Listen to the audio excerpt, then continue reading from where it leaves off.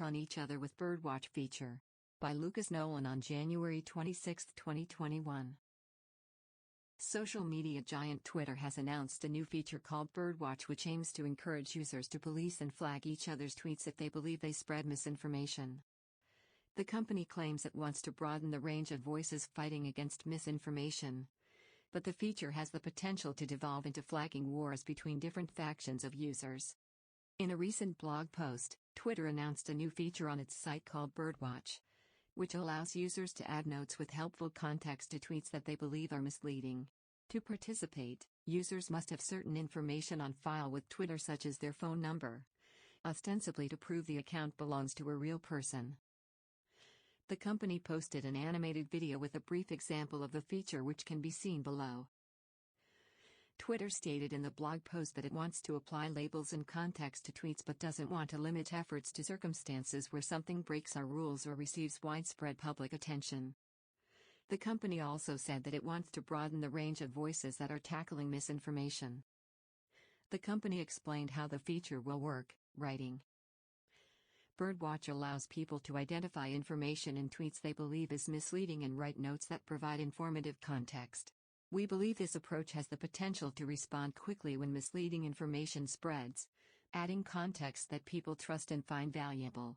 Eventually, we aim to make notes visible directly on tweets for the global Twitter audience, when there is consensus from a broad and diverse set of contributors. In this first phase of the pilot, notes will only be visible on a separate Birdwatch site. On this site, pilot participants can also rate the helpfulness of notes added by other contributors. These notes are being intentionally kept separate from Twitter for now, while we build Birdwatch and gain confidence that it produces context people find helpful and appropriate.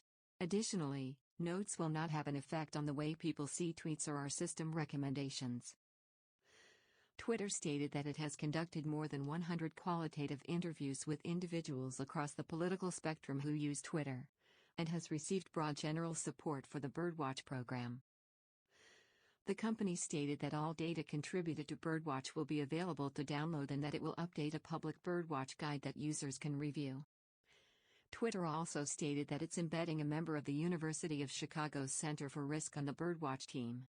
The blog post ends stating, "We know this might be messy and have problems at times, but we believe this is a model worth trying. We invite you to learn alongside as we continue to explore different ways of addressing a common problem. Follow at Birdwatch for the latest updates and to provide feedback on how we are doing." In recent months, Twitter has taken increasingly active steps to censor former President Donald Trump and has since permanently suspended him from the platform. In a recent article discussing Twitter's suspension of President Trump, Breitbart News reported that Twitter CEO Jack Dorsey was relaxing on a private island in French Polynesia when he received a phone call on January 6 from Twitter's top lawyer and safety expert Vijay Gadde, the notorious leftist who previously appeared alongside Dorsey on the Joe Rogan Experience podcast. Gadde informed Dorsey that Twitter had suspended President Trump's account temporarily to prevent him from posting further statements relating to the U.S. Capitol protests that could incite violence. Dorsey was reportedly concerned about the decision, but he had delegated moderation decisions to Gadde and generally deferred to her on account suspensions and did so again. The New York Times recently reported that Twitter employees gathered in a virtual meeting to discuss the decision to remove President Trump from the platform. Many were grateful that Twitter had taken action while others simply wanted to leave the Trump era behind. But many were very emotional over the situation and cried. Read more at Breitbart News here.